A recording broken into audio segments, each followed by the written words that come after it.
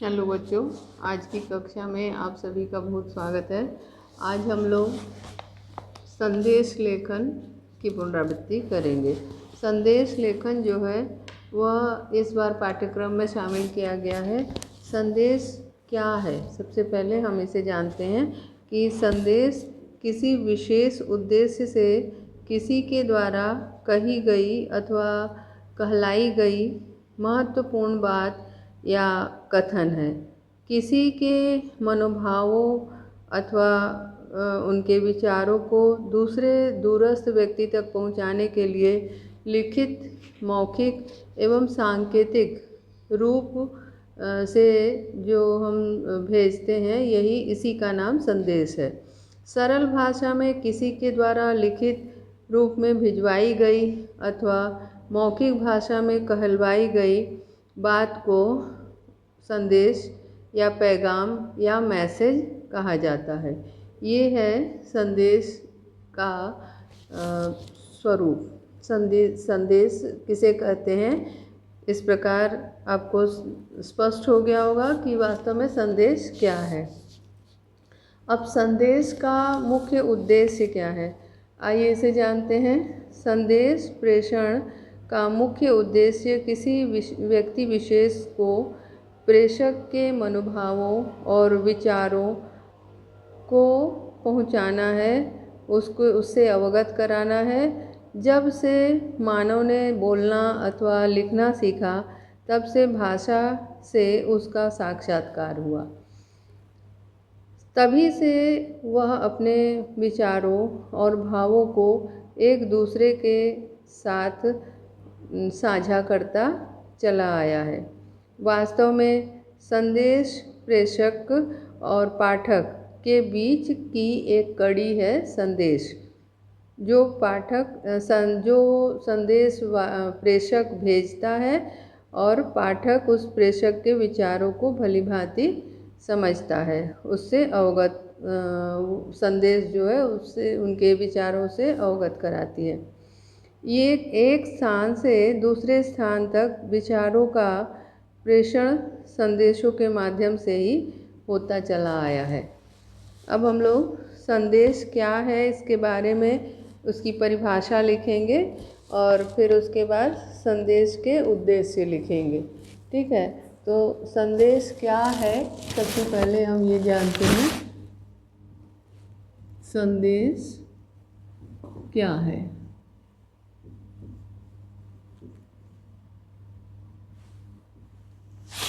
संदेश क्या है, इसको जानने के लिए हम इसकी परिभाषा से रूबरू होंगे। संदेश किसी विशेष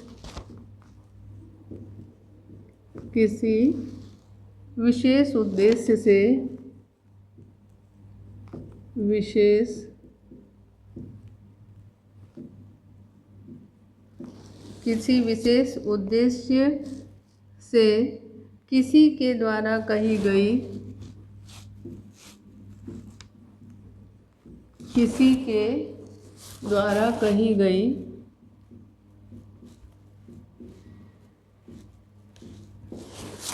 विशेष उद्देश्य के द्वारा किसी के द्वारा कही गई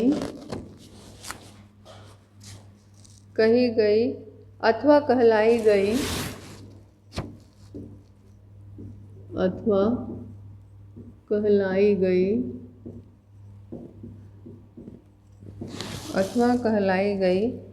महत्वपूर्ण बात या कथन है।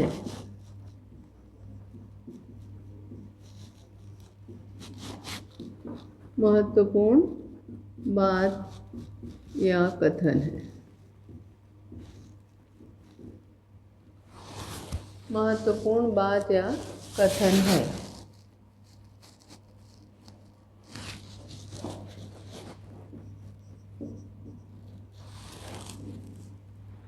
इससे हम किसी दूरस्थ व्यक्ति को अपने विचारों से अवगत करा सकते हैं।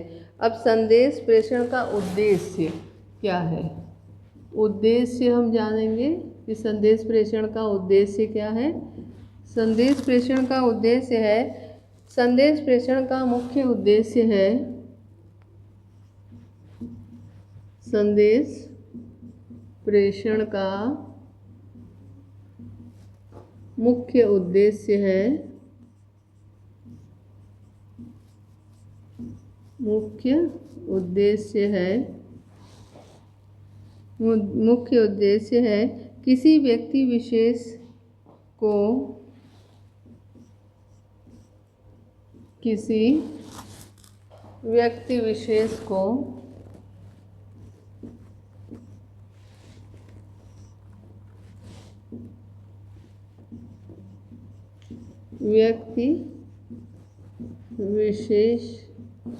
किसी व्यक्ति विशेष को प्रेषक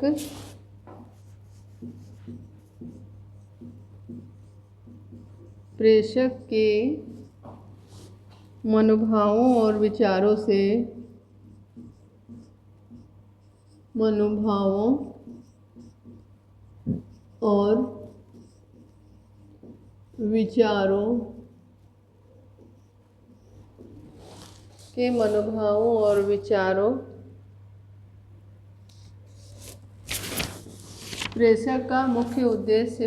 संदेश प्रेषण का मुख्य उद्देश्य है किसी व्यक्ति विशेष को प्रेषक के मनोभावों और विचारों से अवगत कराना।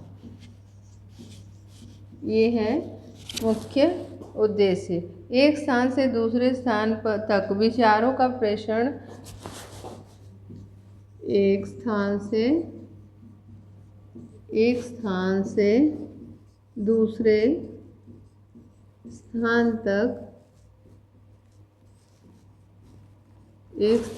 दूसरे स्थान तक विचारों का प्रेषण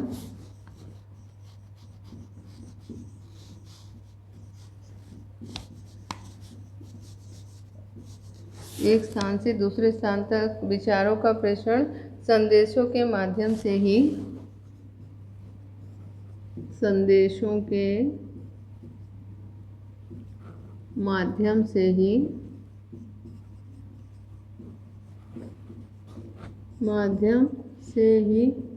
होता आ रहा है।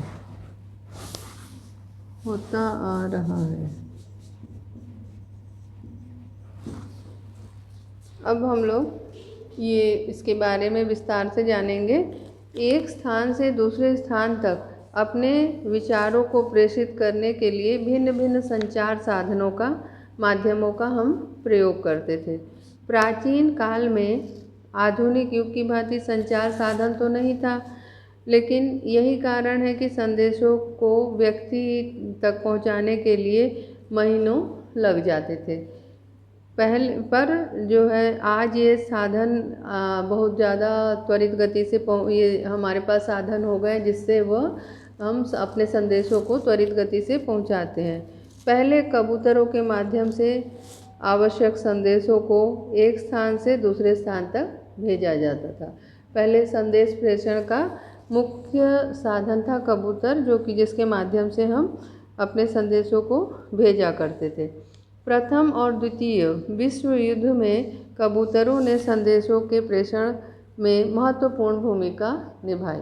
प्रथम और द्वितीय विश्व युद्ध के समय कबूतरों के द्वारा संदेश प्रेषण का कार्य किया गया। इसके अतिरिक्त राजा महाराजा अपने संदेशों को एक राज्य से दूसरे राज्य तक पहुंचाने के लिए धावकों का प्रयोग करते थे। धावकों को वे भर्ती करते थे और उनका काम था एक राज्य से दूसरे राज्य तक संदेशों को पहुंचाना। पुराने ज़माने में पायलट और नायकों द्वारा विभिन्न प्रकार के कोडेड संदेश का प्रयोग किया जाता था। प्राचीन काल में नाविक भी बोतलों में पर्ची डालकर समुद्र में फेंक देते थे, जिससे आवश्यक संदेश दूसरे तक पहुंचाए जा सके। ये था संदेश, पहले के समय में संदेश भेजने का तरीका। मानव ने जीवन में विकास के साथ साथ संचार के साधनों का भी विकास हो गया। जैसे जैसे मानव के जीवन में विकास का दौर चला, वैसे वैसे संचार के साधनों में भी विकास होता रहा। उन्नति के पथ पर निरंतर अग्रसर मानव आज इंटरनेट के युग में जी रहा है। हम लोग सभी जानते हैं कि हम सब इंटरनेट की दुनिया में जी रहे हैं, जिसमें किसी भी संदेश को 7 समुंदर पार भी पहुंचाना हो तो इसके लिए कुछ सेकंड का ही समय लगेगा। कुछ सेकंड में ही हम अपने संदेश को दूर से दूर की जगह पे भी पहुंचा सकते हैं। इस विकास यात्रा में टेलीफोन, टेलीग्राम, तार, पेजर आदि का नाम संचार प्रणाली के वे पड़ाव हैं जिनसे गुजरकर आज हम मोबाइल और इंटरनेट की दुनिया में पहुंच गए। बीच में हम लोग कई पड़ाव पर पार करते हुए आज हम विकास की सबसे त्वरित गति में दुनिया में हम पहुंच गए हैं। और आज मोबाइल का जो साधन है यह जो है सबसे त्वरित गति से समाचार पहुंचाने का, संदेश पहुंचाने का मुख्य साधन बन गया है। आजकल संदेशों का प्रेषण और प्रेषित संदेशों को प्राप्त करना अत्यंत सरल और सहज हो गया है। इंटरनेट की सुविधा के कारण दूरियां अब निकटता में दूरियां अब सिमट गई हैं और नज़दीकी आ गई है। आज हम किसी भी प्रकार का संदेश दुनिया के किसी भी कोने में पलक झपकते ही पहुंचा सकते हैं, भेज सकते हैं। मतलब कि ज़्यादा समय नहीं लगेगा। अगर इंटरनेट की सुविधा है तो हम बहुत ही कम समय में अपने संदेश को दूसरी जगह भेज सकते हैं। संदेश किसी भी प्रकार के हो सकते हैं। संदेश के विभिन्न प्रकार होते हैं, जैसे शुभकामना संदेश, शोक संदेश, बधाई संदेश, पर्व त्योहारों एवं विशेष अवसरों पर दिए गए संदेश। ये सारे संदेशों के प्रकार हैं, परंतु सभी संदेशों के मूल में एक ही बात निहित है। वह क्या है? अपने विचारों को दूरस्थ लोगों तक पहुंचाना या अपने विचारों से दूसरे लोगों को अवगत कराना।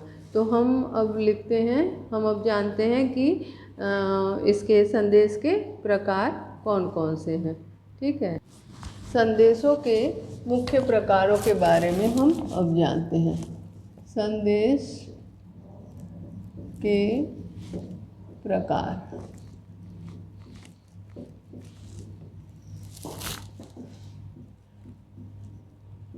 संदेशों के कई प्रकार हैं।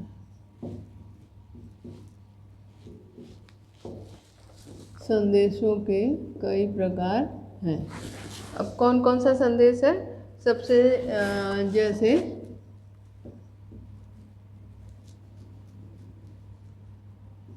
जैसे शुभकामना संदेश,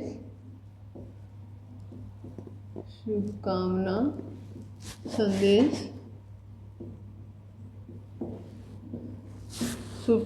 संदेश, फिर शोक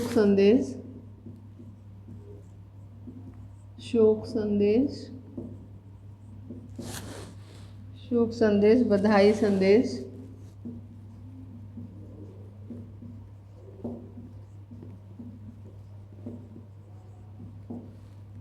बधाई संदेश, उसके बाद पर्व त्योहारों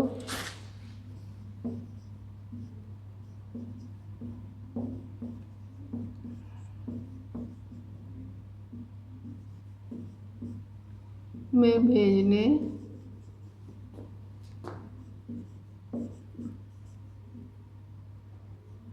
वाले संदेश, और उसके बाद है किसी खास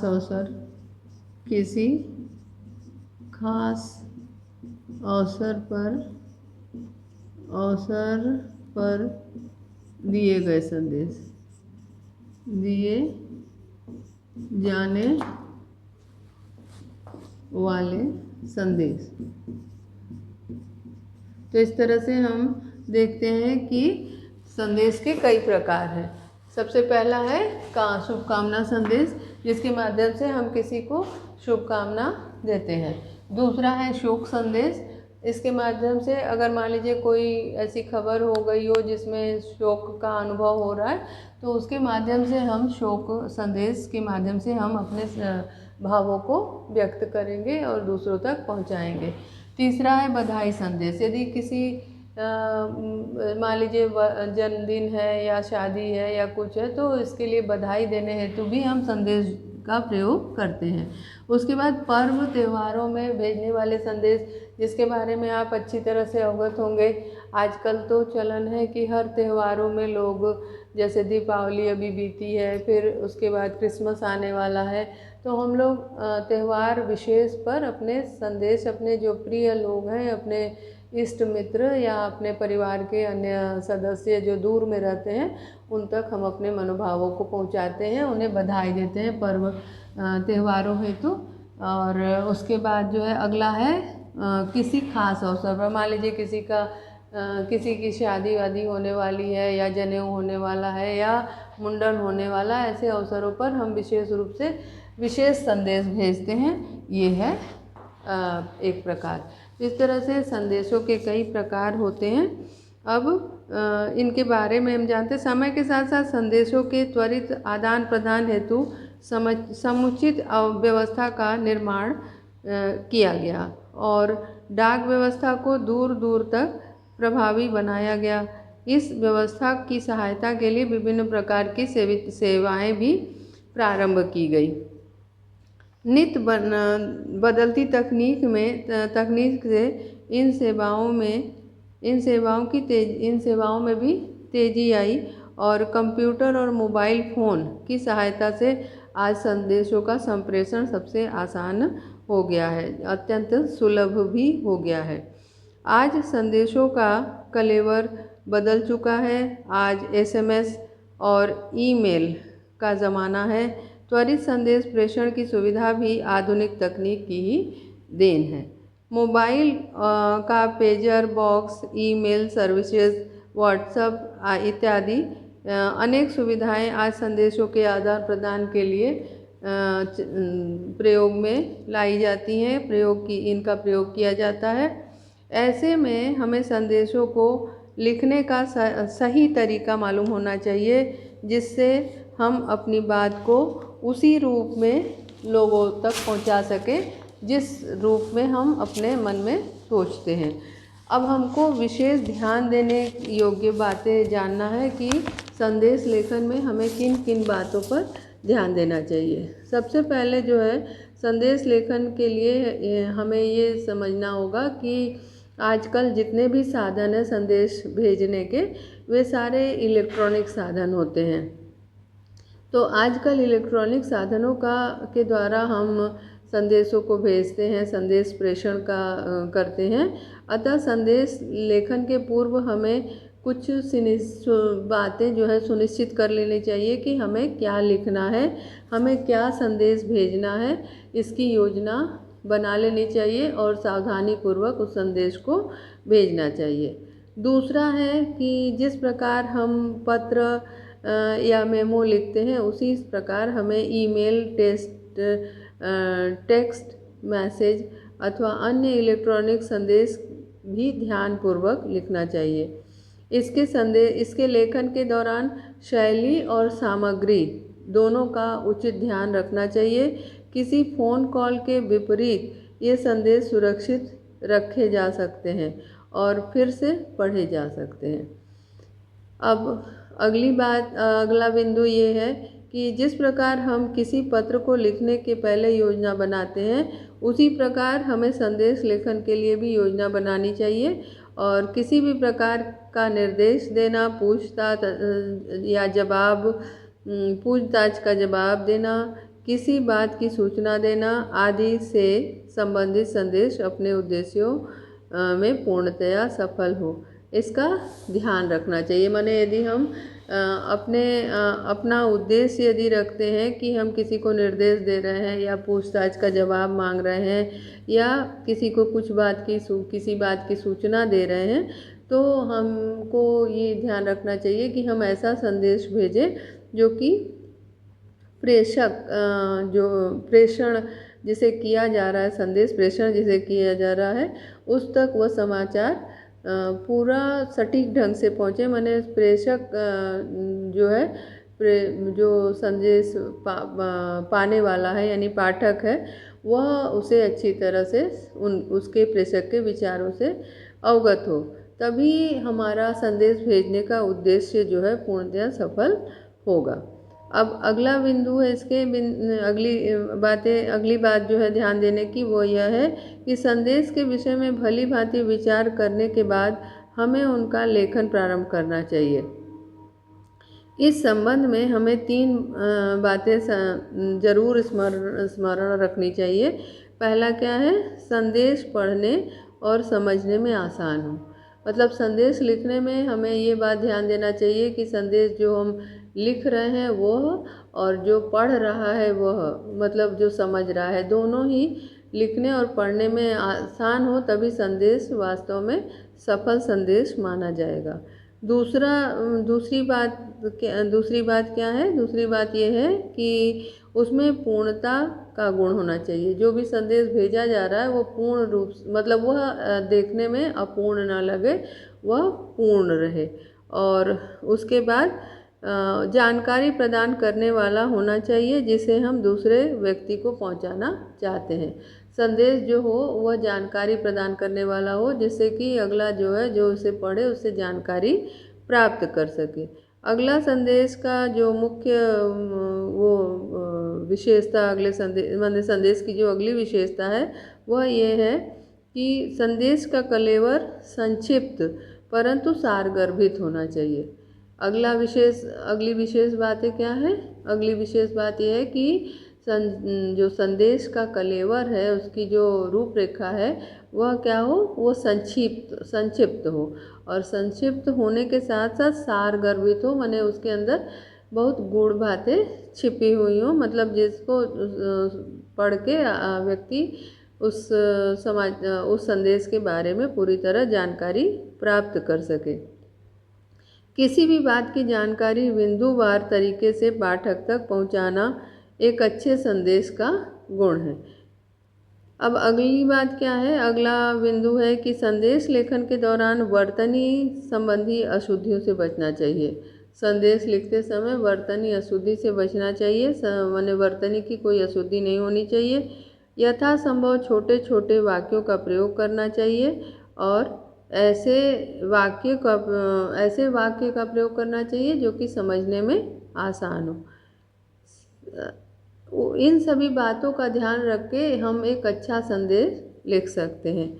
अब हम लोग पहले लिख लेते हैं इसके बारे में कि संदेश में क्या कौन कौन सी बातों का संदेश लेखन में हमें ध्यान देना चाहिए। संदेश लेखन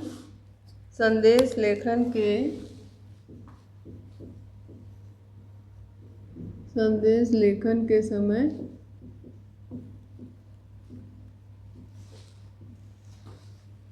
ध्यान में रखने योग्य बातें।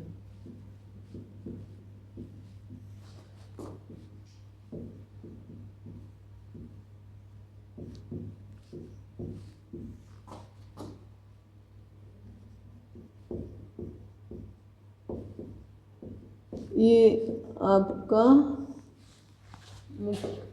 संदेश लेखन के समय हमें कौन कौन सी बात का ध्यान रखना चाहिए। सबसे पहला है कि आज इसमें संदेश लेखन के पूर्व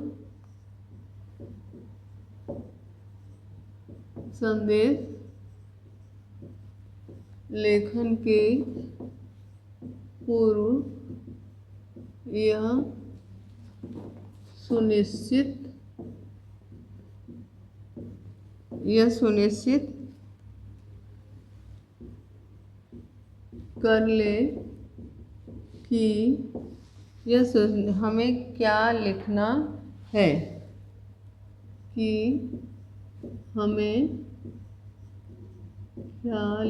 है,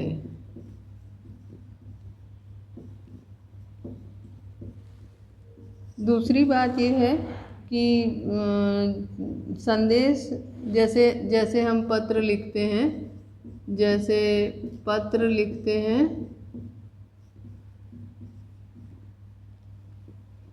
जैसे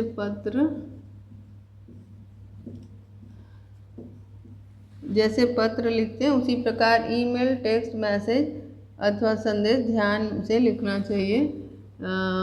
लिखते हैं वैसे ही ईमेल, टेक्स्ट मैसेज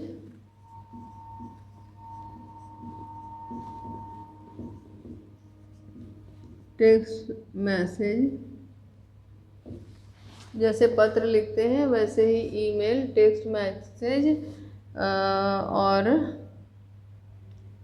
मैसेज अथवा अन्य इलेक्ट्रॉनिक संदेश या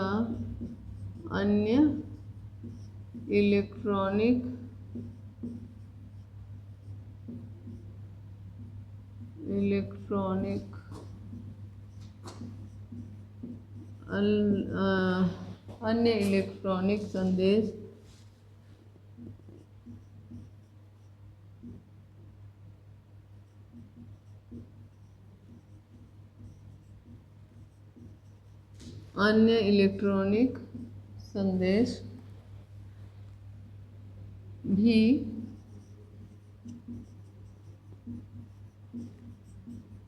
भी ध्यान से लिखना चाहिए।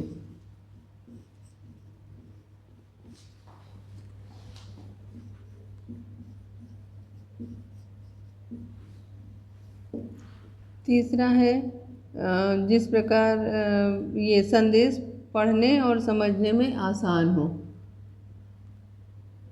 ये ध्यान रखना चाहिए।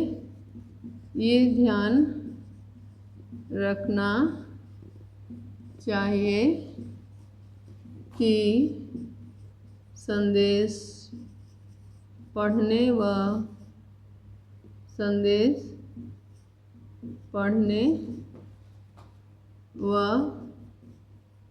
लिखने में यह ध्यान देना चाहिए कि संदेश पढ़ने व लिखने में आसान हो। ठीक है, ये ध्यान देना चाहिए कि संदेश लिखने व पढ़ने में आसान हो। अब अगली बात क्या है? अगली बात है उसमें संदेश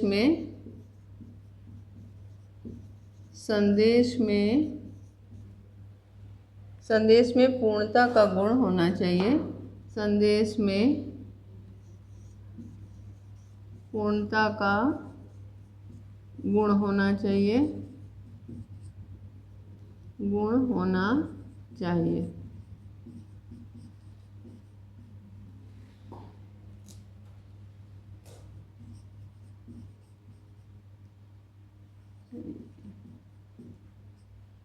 इस बात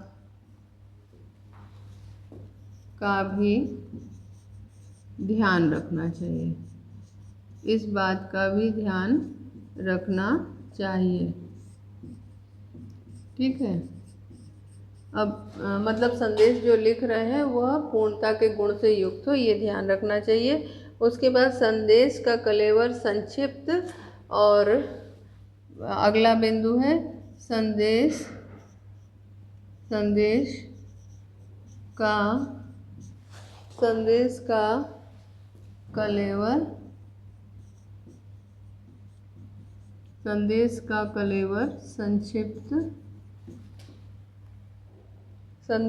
कलेवर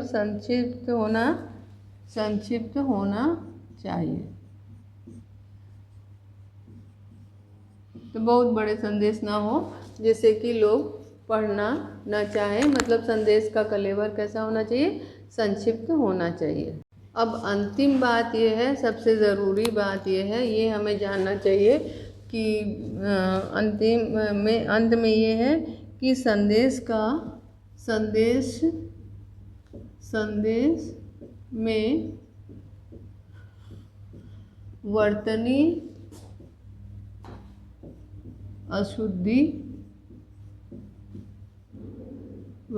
अशुद्धि ना हो, इस